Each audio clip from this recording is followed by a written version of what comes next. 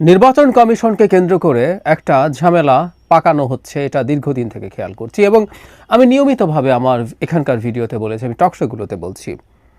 NCP বেশ কিছুদিন থেকে এই নির্বাচন কমিশনের অধীনে নির্বাচন হতে পারবে না এই আলাপ তুলছেন।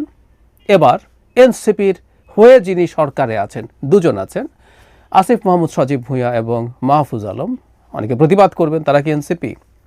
যাই হোক, ওই তর্কে এখন ঢুকছি না। জনাব আসিফ মাহমুদ কয়েকদিন আগেই প্রস্তর যুগে স্বাগতম বলে এনসিপির মতো করে স্ট্যাটাস দিয়েছেন। এবার তিনি আবারও এমন একটা দাবি তুলেছেন যেটা very much aligned two NCP. তারা কীভাবে প্রেক্ষাপট তৈরি করছেন আমি জনাব আসিফ মাহমুদের বক্তব্যেও আসব। প্রথম তারা নির্বাচন কমিশনের বিরুদ্ধে অনাস্থা তুলেছেন যখন ঢাকার দক্ষিণের মেয়র ইস্যুতে নির্বাচন কমিশন কেন ইশরাক হোসেনের বিরুদ্ধে আপিল করেননি। আপিল করা ফরজ, আপিল করতেই হবে। আপনি কোনো রায় পছন্দ করতে পারেন না এবং পছন্দ করে আপিলে যাবেন না, সিদ্ধান্ত নিতে পারেন না বলে আমাদেরকে শেখানো হলো। এবং আপিল ইশরাক জিতেছেন মামলায়, তার মানে আপিল হচ্ছে ইশরাকের বিরুদ্ধে, তার মানে সেই নির্বাচন কমিশন এবং জনাব তাপসের পক্ষে তারা ফাইট করবেন না, ইশরাক মেয়র নন, তাপস মেয়র, ইত্যাদি ইত্যাদি।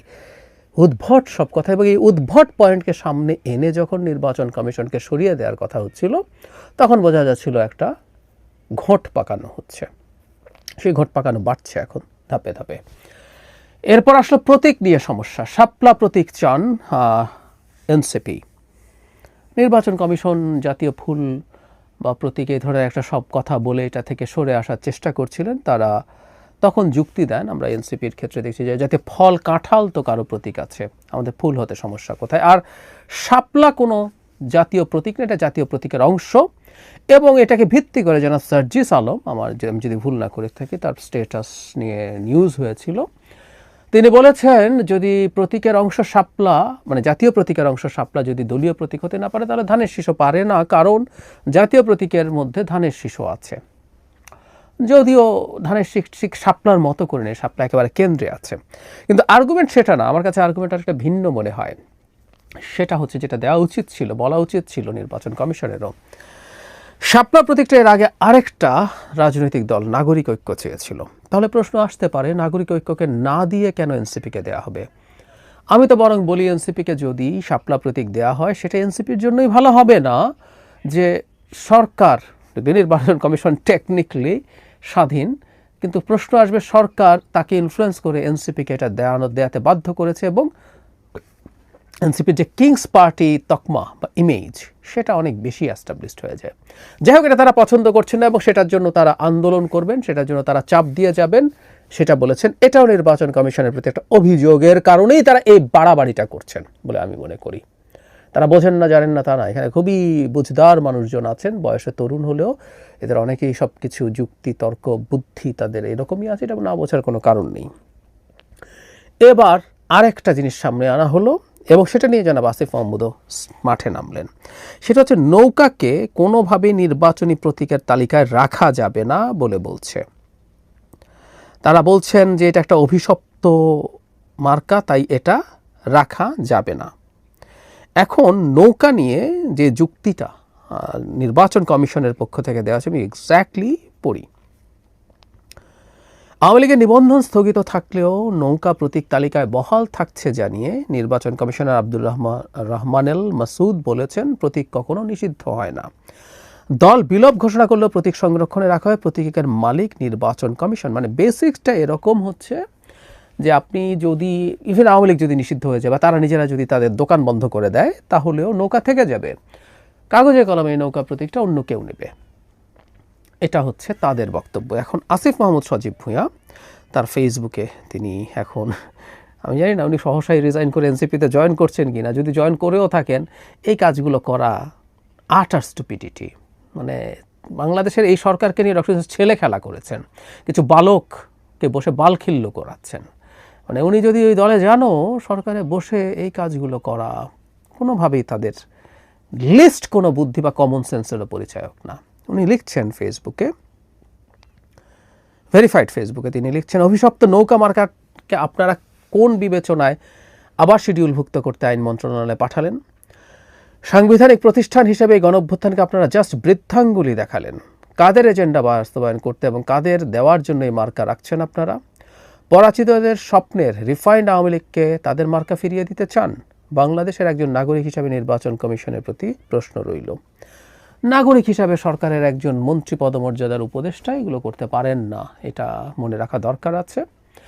আর একটা স্বাধীন সাংবিধানিক প্রতিষ্ঠান কমিশন, যেটা হাসিনার কমিশন না, মজাটা হচ্ছে এই জায়গায় এই কমিশনটা ডক্টর ইউনূসের নিযুক্ত কমিশন, সেই কমিশনকে এই ধরনের প্রশ্নবিদ্ধ করা হয়েছে। মানে নৌকা রাখলেই সেটা আওয়ামী লীগকে আনার জন্য নাও হতে পারে, এটার কোনো কারণ নেই। নির্বাচন কমিশন তার ব্যাখ্যা দিয়েছে। তবে হ্যাঁ, তারা আওয়ামী লীগের একটা জুজুর ভয় দেখাচ্ছেন, আমি কারণটাও জানি। আওয়ামী লীগকে নিষিদ্ধ করার পেছনে যে ঠিক আওয়ামী লীগ বিভৎস সব পাপ করেছে তা না, এগুলো সব রাজনৈতিক হিসাব নিকাশ।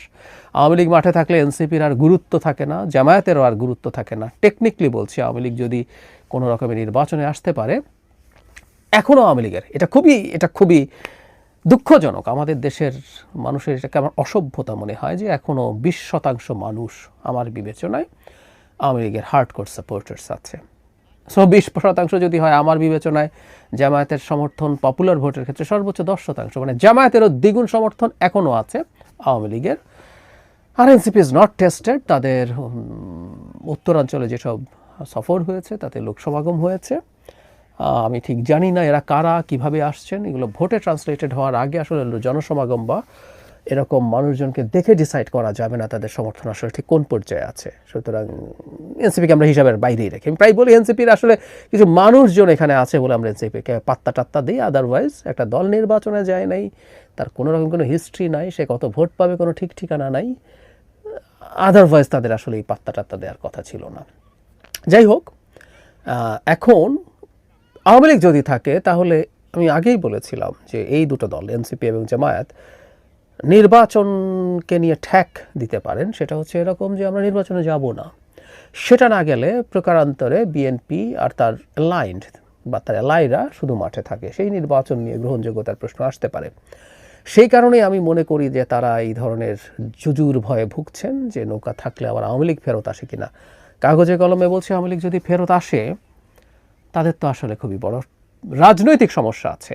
এটা আওয়ামী লীগ বিভৎসতম পাপ করেছে সেটা না, এখন সব মাঠে সব রাজনৈতিক খেলা হচ্ছে, এর বাইরে কিছু আসলে না। কারণ তখন এনসিপি হয়নি, জাতীয় নাগরিক কমিটি আওয়ামী লীগের কাউন্সিলরদেরকে নিয়ে বৈঠক টৈঠক করে যারা কম পাপ করেছে তাদেরকে নিয়ে আসতে হবে, তবে বলেন নাই, বলেছেন, তারাই এখন এনসিপি করেন, আমাদের সামনে সব রেকর্ড আছে। সুতরাং আমরা বুঝতে পারি এগুলো আসলে রাজনীতি, এর মধ্যে সদিচ্ছা বা গভীর এই ইচ্ছা এগুলো কিছু না। বিশেষ করে কোনো রাজনৈতিক দল যখন কোনো কিছু নিয়ে মাঠে নামে সেটা যৌক্তিক এবং সহি বিষয় হলেও তার সাথে মধ্যে রাজনীতি থাকে। ফলে যে কথাটা বলছিলাম, সব কিছু একত্র করে এখন নির্বাচন কমিশনকে প্রশ্নবিদ্ধ করার চেষ্টা করা হচ্ছে, নির্বাচন কমিশনে একটা ঝামেলা পাকানোর চেষ্টা করা হচ্ছে। বহুবার বলেছি, বাংলাদেশের নির্বাচন কমিশনই যদি সব কিছু হতো, তারাই যদি নির্বাচন করতো, তাহলে তো হাসিনা ঠিক ছিল। যারা নির্বাচন কমিশনকে সব বলেন, এনসিপি বলুক, আসিফ মাহমুদ বলুক, তারা শেখ হাসিনার মতো কথা বলেন। আই রিপিট, তারা শেখ হাসিনার মতো কথা বলেন। শেখ হাসিনা এই কথা আমাদেরকে বহু বছর শুনিয়েছেন। আসিফ মাহমুদ সহ অন্যান্য এনসিপি নেতারা তো অনেক ছোট ছিলেন। আমরা সেই 11 সাল থেকে, বিশেষ করে যখন তত্ত্বাবধায়ক সরকার বাতিল করা হয় তখন থেকে অ্যাক্টিভিজম করি। আমরা যখনই বলতাম তত্ত্বাবধায়ক সরকার বাতিল করেছে, তোমার মধ্যে শয়তানি আছে, তুমি নির্বাচন ম্যানিপুলেট করবা, তখন শেখ হাসিনা বলতেন নির্বাচন কমিশন স্বাধীন, তাদের হাতে সব ক্ষমতা আছে, তাকে প্রধানমন্ত্রী কার্যালয় থেকে পৃথক করা হয়েছে, তার আলাদা সচিবালয় আছে, সে সব কিছু, এবং নির্বাচন তারাই করবে, সরকার কোনো নির্বাচন করে না, কনস্টিটিউশনের 20 থেকে 26 সব লেখা আছে, ব্লা ব্লা ব্লা। আজকেও ঠিক একই কথা শুনছি, নির্বাচন কমিশনের অধীনে নির্বাচন করবো না, তার মানে নির্বাচন কমিশন নির্বাচন করে। টেকনিক্যালি ভুল না, কিন্তু হাসিনার যুক্তি এটা।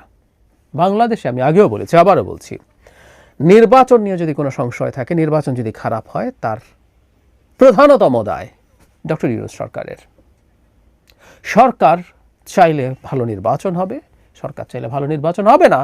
এজন্যই মজার ব্যাপার, এনসিপিও কিন্তু তত্ত্বাবধায়ক সরকারের ব্যাপারে একমত। তারাও তত্ত্বাবধায়ক সরকার চায়, বিএনপি চায়, সবাই চাই, এমনকি আওয়ামী লীগও এখন চায়। আওয়ামী লীগ যদি থাকতো, তারা যদি নির্বাচন করত, তারাও আসলে তত্ত্বাবধায়ক সরকার চাইছে, অলরেডি প্রকাশ্যে তারা বলেছে। সো এটা ইউনিভার্সালি আছে, তাতেই বোঝা যায় নির্বাচন কমিশন আসলে ম্যাটার করে না। কিন্তু এটা কেন করছেন তারা? কারণ তারা নির্বাচন বানচাল করার একটা পরিস্থিতি বা পিছিয়ে দেওয়ার একটা পরিস্থিতি তৈরির চেষ্টা অন্তত কারো কারো মধ্যে আছে। আমি আগে বলেছি এই চাপগুলো দেওয়ার মাধ্যমে কিছু ল্যাভারেজ অর্জন করার চেষ্টা যদি হয়, দ্যাটস ফাইন। আমরা শুনি যে তারা বিএনপির কাছ থেকে সিটের ছাড় চান বা আরও কোনো নেগোসিয়েশন থেকে থাকতে পারে, I am not confirm about that. কিন্তু যদি সেটা হয়ে থাকে, ঠিক আছে, নির্বাচনে একটা ইস্যু দিয়ে চাপ তৈরি করে আরেক দল থেকে ল্যাভারেজ চাওয়ার চর্চাও আমি গণতান্ত্রিক পেরিমিটারের মধ্যে রাখি। কিন্তু এটাকে যদি ওই রকম চেষ্টার অংশ করা হয়, আমি সে আশঙ্কা বোধ করি, জেনে হোক, একটা অংশ হয়তো বোঝেনি না, কিন্তু একটা অংশ যদি জেনে বুঝে নির্বাচন পেছানো বা বানচাল করার খেলায় যারা আছেন তাদের সাথে অ্যালাইন্ড হন, এটা বিভৎস পরিস্থিতি হবে এবং এনসিপি রাজনৈতিক দল হিসাবে খুবই বিপর্যয়ের মধ্যে পড়বে বলে আমি একেবারেই নিশ্চিত।